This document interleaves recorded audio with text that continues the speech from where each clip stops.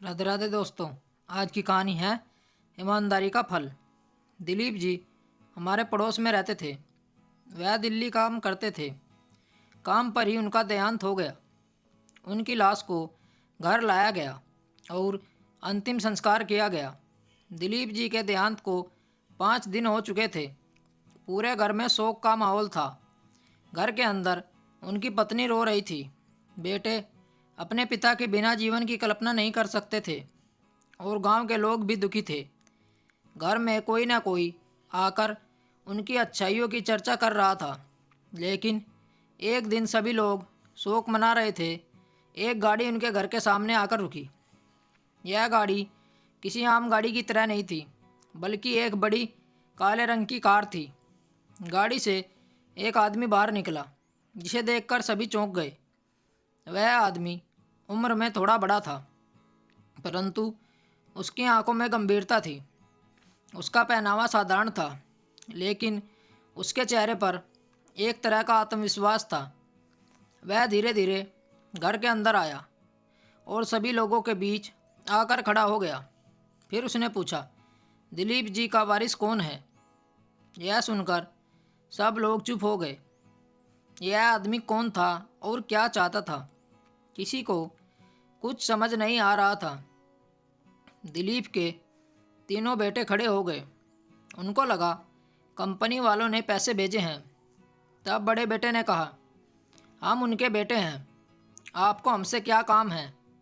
आदमी ने तीनों बेटे को गहरी नज़र से देखा और कहा, मैंने 30 साल पहले उनसे एक वादा किया था। वह मेरे शहर में नौकरी करते थे और उस समय उन्होंने मुझसे कुछ पैसे उधार लिए थे।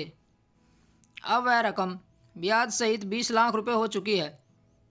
मुझे वह पैसे चाहिए। यह सुनकर दिलीप जी के तीनों बेटों की आशा टूट गई और शोक सभा में हलचल मच गई।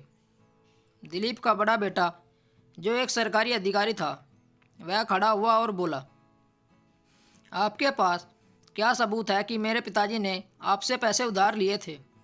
आदमी मुस्कुराया और बोला, मैं एक वकील हूँ। मैं मूर्ख नहीं हूँ जो बिना सबूत यहाँ आकर पैसे मांगूँ। मेरे पास दस्तावेज हैं जिसमें तुम्हारे पिताजी ने उधार की पुष्टि की है।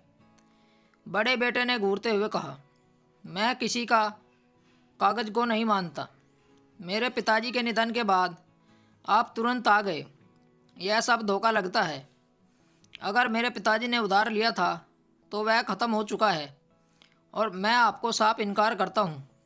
वकील ने धैर्य से जवाब दिया, तुम लोग यही कहोगे, लेकिन मैं अब इस बात का समाधान चाहता हूँ। अगर तुम लोग कर्ज चुकाने को तैयार नहीं होते तो मुझे कोर्ट का सहारा लेना पड़ेगा। दिलीप जी का दूसरा बेटा, जो ठेकेदार था और बड़े बड़े कॉन्ट्रैक्ट लेता था, वह बोला, अगर पैसे चाहिए थे तो पिताजी के जीवित रहते हुए आते। उन्होंने हमें कभी नहीं बताया कि उन पर कोई कर्ज है। हम इस समय तुम्हारे खिलाफ खड़े हैं। वकील ने गंभीरता से कहा, आप लोग उनके कर्ज को चुकाए, वरना मैं अदालत का दरवाज़ा खटखटाऊंगा। अब घर में सन्नाटा छा गया। तीनों बेटे चुपचाप खड़े थे, लेकिन कोई भी निर्णय लेने की हिम्मत नहीं कर पा रहा था। तभी दिलीप जी का सबसे छोटा बेटा अशोक, जो हमेशा सादगी से रहता था, वह वकील से बोला, मैं कर्ज चुकाने के लिए तैयार हूँ, लेकिन आपको यह साबित करना होगा कि पिताजी ने वाकई आपसे उधार लिया था। अशोक की पत्नी, जो पहले ही बाहर खड़ी थी, यह सुनकर अंदर दौड़ी आई और बोली, तुम क्या कर रहे हो अशोक? हमारे पास कुछ नहीं है। तुमने कभी शिकायत नहीं की और हमेशा अपने भाइयों के पीछे खड़े रहे। अब तुम पिताजी का कर्ज क्यों चुकाना चाहते हो?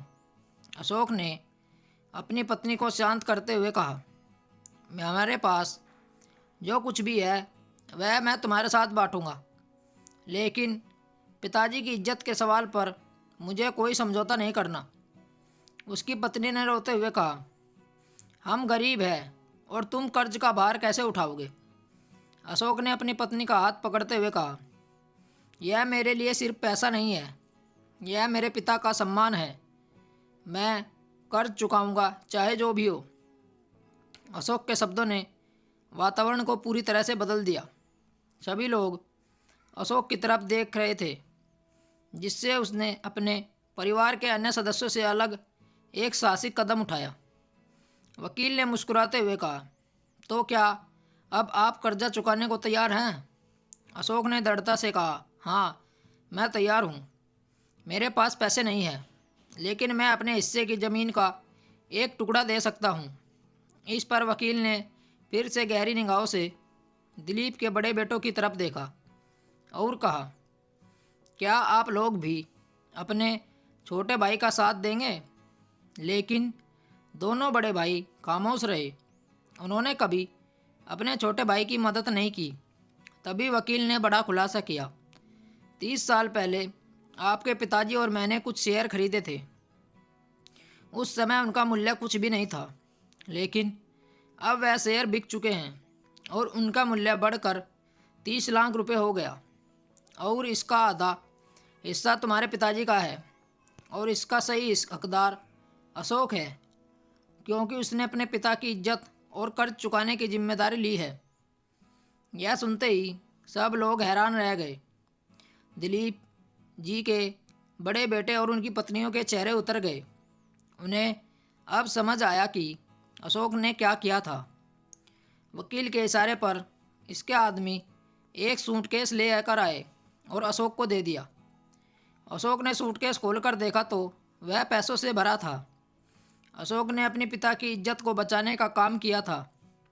उसकी पत्नी ने उसे गले लगाते हुए कहा, आज मुझे समझ आया कि ईमानदारी का रास्ता कठिन होता है, लेकिन एक दिन इसका फल ज़रूर मिलता है। अशोक ने सूटकेस उठाया और घर के अंदर जाकर अपनी पत्नी के साथ बैठ गया। उसकी पत्नी ने कहा, तुमने हमें दिखा दिया कि सच्चाई और ईमानदारी से बड़ी कोई संपत्ति नहीं होती। वहीं दिलीप जी के बड़े बेटे अब शर्मिंदगी में डूबे थे। अशोक ने केवल अपना कर्तव्य निभाया था और दिखा दिया कि सच्चाई कभी नहीं हारती। स्टोरी को लेकर आपकी क्या राय है? नीचे कमेंट करके हमें बताएं। ऐसी ही और बेहतरीन कहानियाँ सुनने के लिए हमारे चैनल रोचक कहानी वॉइस को ज़रूर सब्सक्राइब करें। मिलते हैं आपसे एक और नई कहानी के साथ। तब तक जुड़े रहिए हमारे चैनल के साथ। कहानी सुनने के लिए आप लोगों का बहुत बहुत धन्यवाद। राम राम दोस्तों।